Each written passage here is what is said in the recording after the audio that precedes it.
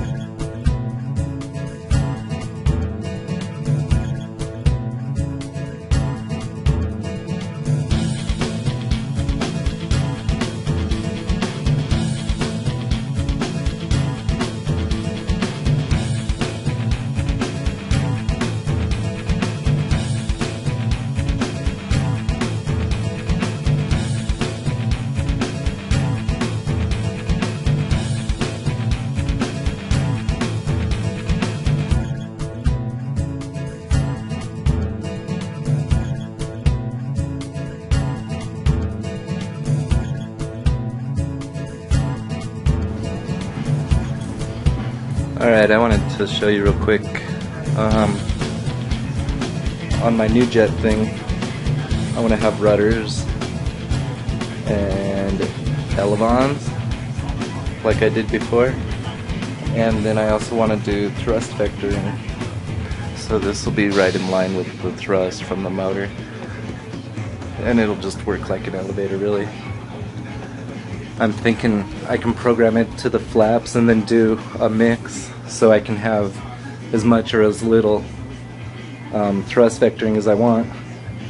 And then I had to redesign my my elevons because I decided to put rudders on here, and because of the angle of my verticals, they just touch so easily.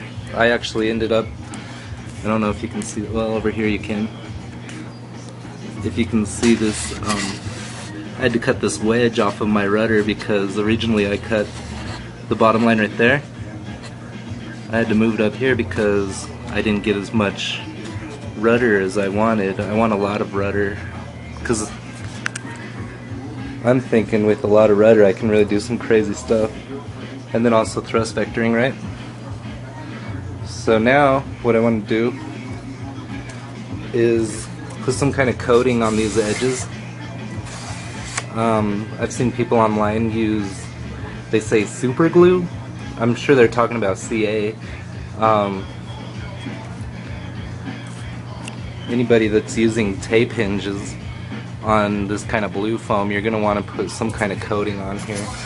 I think I'm just going to paint some epoxy on here, just to get the tape something to stick to, because tape really doesn't stick very well to this stuff. Like over time it'll just come off real easy. And I'll show you how I do my tape hinges in a bit. Bye. Okay, so these are the tape hinges. As you can see, it's very free moving, full range of movement. It ain't going nowhere because the tape is now stuck to the epoxy, which almost wasn't completely cured.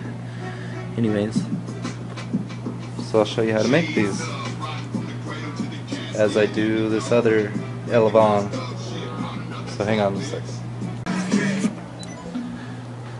So what I do is I cut all these pieces of I guess it's like a packing tape.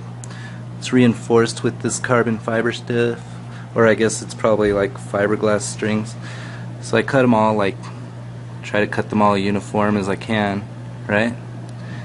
And then what I do, I don't know if you can see this, but I'll take 2 of them And you take one sticky side up, one sticky side down, and let's see if I can show you this. So there's a little bit of an overlap there, as you can see. Leo showed me how to do this. So now, stick it on here, onto the epoxy real nice, and you can see where the overlap is, and you want that right at the hinge point. Then you take your control surface and get it aligned where you want it. See how good that sticks to the epoxy? Try to get it aligned to where it's gonna be able to move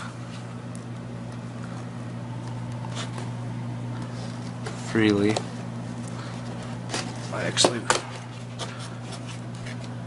can't seem to do that.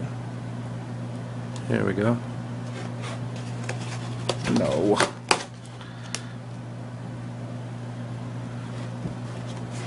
I always have the most problems when I'm trying to make a video. Anyways, stick it on there, and as you can see, when you flip it up, the sticky side is now holding this side of the elevon. Damn, it's not good. Not good at all. I thought it'd be better if this epoxy wasn't fully set up, just to hold the tape even better, but it's not working because the epoxy wants to stick to itself. I'm gonna keep going. I fought through it on that side and it looks okay. So now make another one, and this time you want to go opposite. That's why it looks like a checkerboard. So this time you're gonna line it up here, pull back, and then you're gonna hold it and push it back on the other side. Alrighty? Just like that. And then go all the way across. I'm gonna do that on all of my control surfaces. So I'll see you guys later.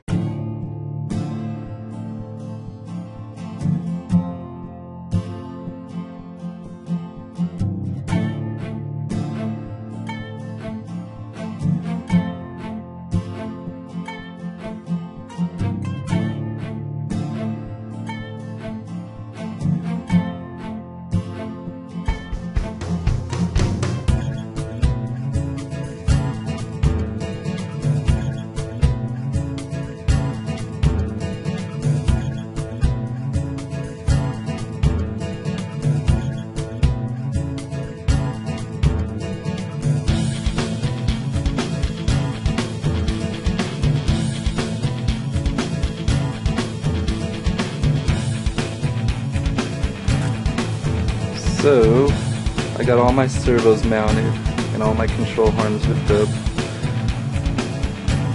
I put my servos through the vertical this way so that I can have access to the screw right there. I learned that lesson because if you mount the servo the other way, then you can't get to the screw. You have to like make a little channel to get down to the screw if you have to move the arm or anything. And this way I can actually rebuild that servo. Yeah, I can actually rebuild this servo without pulling it out if I wanted to. But anyways, that's why I do it that way. And there's my thrust vectoring.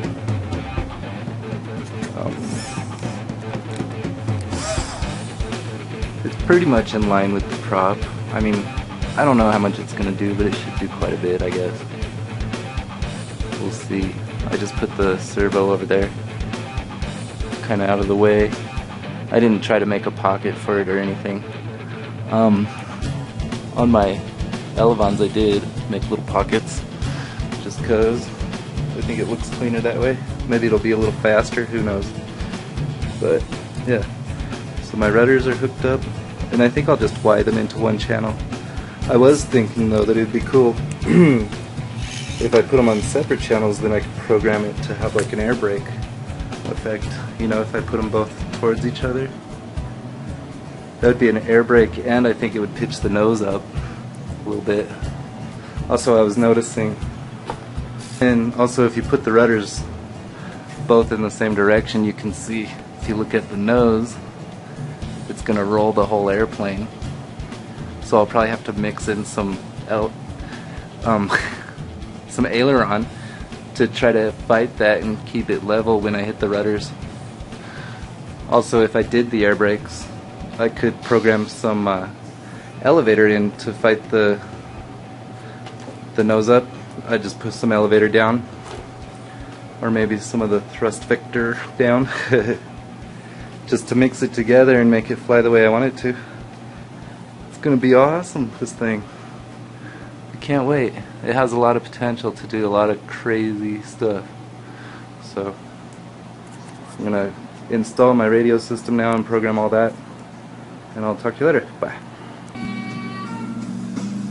Okay, so what I did was I hooked my thrust vectoring into, dang it, can't see anything.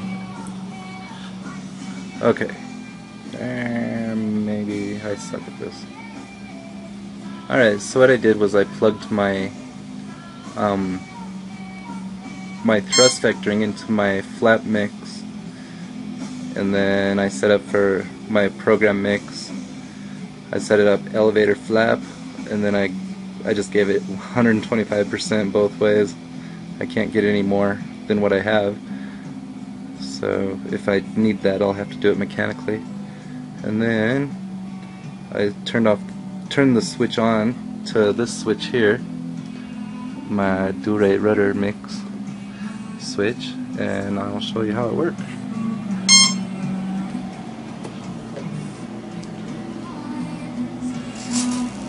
Alright, so there's up, down. You can see all three of them working, right?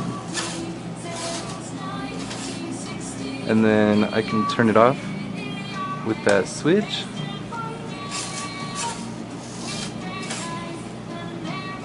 Also, I thought this was kind of cool. This flap mix switch here, you can have it up a little bit or down a little bit, and it can stay there. And then I can turn on the thrust vectoring and change it from there. And of course, when I rudder, or when I do aileron rolls, it doesn't move, so that's good. It's good. See here, put it back in the middle. No thrust vectoring whatsoever. And now the thrust vectoring is on, and there it is. You can see it move. So it's good. Right?